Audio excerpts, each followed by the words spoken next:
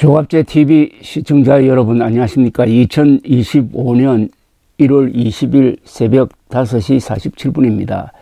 어제 새벽에 서울 서부지방법원의 차은경 판사가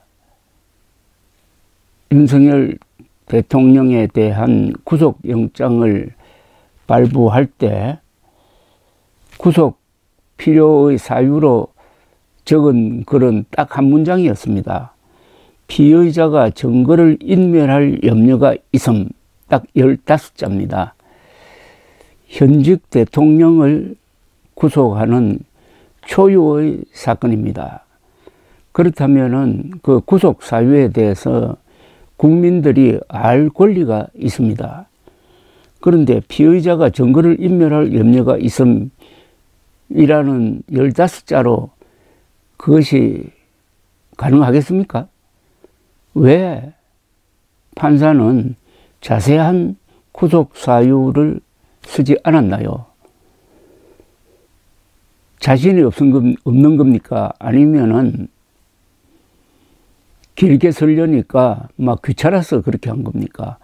이것은 국민에 대한 예가 아니라고 생각합니다. 역사적 사건에 대해서는 국민 모두가 알아야 합니다. 그리고 그 역사적 사건에 대해서 내가 어떤 식으로 판단하고 행동할 거냐 하는 것을 그 아는 지식에 근거하여 정하는 것입니다. 그러니까 사실이 잘못되면은 그 뒤에 행동도 틀려집니다.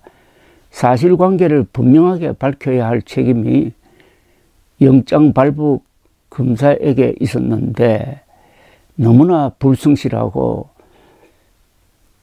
그 역사적 순간의 의미를 감당할 능력이나 좀 배짱이 약한 사람 아니냐 하는 그런 생각이 듭니다. 그러니까 반박을 받습니다.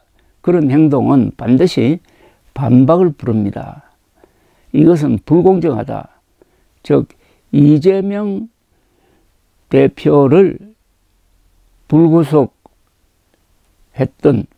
구속영장을 기각했던 유창훈 판사와 이번에 구속영장을 발부한 차은경 판사를 비교하는 그런 시각들이 나오고 있습니다. 이재명 대표는 정당 대표니까 불구속하고, 그러면은 윤석열 대통령은 현직 대통령이니까 구속한다? 이런 말이 성립될 수도 있는데 거기에 대해서 충분한 반박을 하려면은 영장 발부 판사가 구속 사유를 자세하게 적었어야 했습니다. A4 용지 한 장 정도의 글은 나왔어야 되는 것 아닙니까? 물론 이것하고 법원을 습격한 사건하고는 아무 관계가 없습니다. 다만 공정성이라는 가장 중요한 잣대를 들이대면은 문제가 있다는 거죠. 이 점을 지적한 사설이 오늘 조선일보에 실렸습니다. 제목이 야 대표라서 불구속한다던 법원, 대통령에겐 증거인멸 염려. 소개를 해드리겠습니다. 윤석열 대통령에게 구속영장을 발부한 서울 서부지법 차은경 부장판사가 밝힌 구속 필요 사유는 피의자가 증거를 인멸할 염려가 있음 15자가 전부였다. 보통 구속영장 심사에서는 범죄 혐의가 소명되는지 증거인멸이나 도주의 우려에 대한 판단 근거와 이유가 제시된다.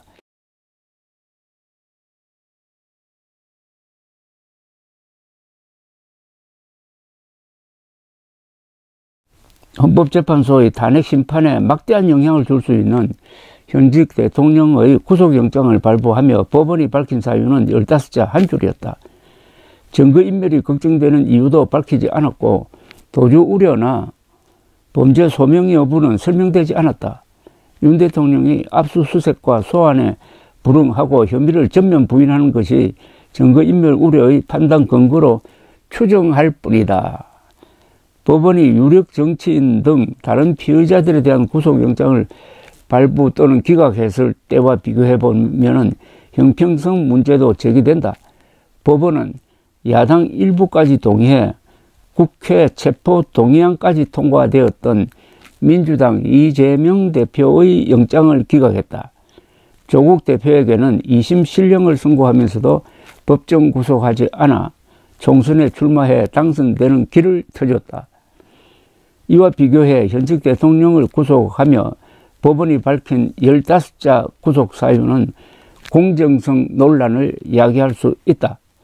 2023년 9월 이재명 대표 영장을 기각했던 판사 유창훈 판사입니다. 유창훈 판사는 영장 기각 사유를 600자 분량으로 설명했다. 그러니까 한 60배 더 썼다는 이야기네요. 판사는 피의자의 방어권 보장 필요성 정도와 증거인멸 염려 정도 등을 종합하면 불구속 수사의 원칙을 배제할 정도로 구속의 사유와 필요성이 있다고 보기는 어렵다고 했다. 이 중에는 정당의 현직 대표로서 공적 감시와 비판의 대상인 점을 감안했다는 사유도 있었다. 즉 야당 대표라는 정치적 배경을 불구속 사유로 들었던 법원이 현직 대통령에게는 왜 이 원칙을 적용하지 않았는지 설명이 필요하다. 아주 날카로운 지적입니다. 체포영장을 서울중앙지법이 아닌 서울 서부지법에 청구해 영장 쇼핑 논란을 불렀던 공수처는 구속영장도 서부지법에 청구했다. 그런데 영장심사가 주말에 이루어지면서 대통령 영장심사는 영장 전담 판사가 아니라 주말 근무 당직 법관에 의해 이루어졌다. 과거 대형 사건의 경우 주말이라도 영장 판사들이 했던 전례와 비교해도 납득하기 힘들다. 이제 국민의 시선은 이재명 대표의 선거법과 위정교사, 대장동, 대북송금 사건을 다루는 법원으로 쏠려 있다. 특히 1심에서 징역 1년, 집행유예 2년이 선고된 선거법 사건은 법을 지킨다면 2심은 오는 2월 15일, 대법원 판결은 오는 5월 15일까지 나와야 한다.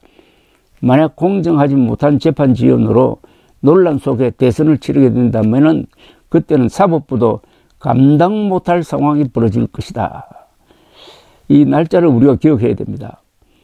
2월 15일까지 이재명 대표 관련 이 공직선거법 위반 사건입니다. 항소심 판결이 나와야 합니다.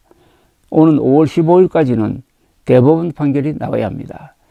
그 판결에 의해서 이재명 대표가 당선 무효형 그리고 선거에 출마하는 게 불가능한 그런 형량을 선고받으면은 또는 확정 판결을 받으면은 후보였을 때는 후보직을 물러나야 합니다. 그러니까 당선돼도 실효가 된다는 거죠. 그쯤 되면은 아마 민주당 안에서 후보 교체론이 나올 것 같은데 이 정치 일정의 운명이 어떻게 보면 한국 정치의 진로가 법원에 달려 있습니다. 그렇다면 법원은 중요한 판결을 할 때 국민들에게 자세하게 알릴 의무가 있습니다. 국민들은 바보가 아닙니다. 정확한 문장을 쓰면은 그걸 읽고 납득할 수 있을 정도의 지력을 갖고 있습니다. 세계에서 학력이 가장 높은 나라가 한국 사람 아닙니까?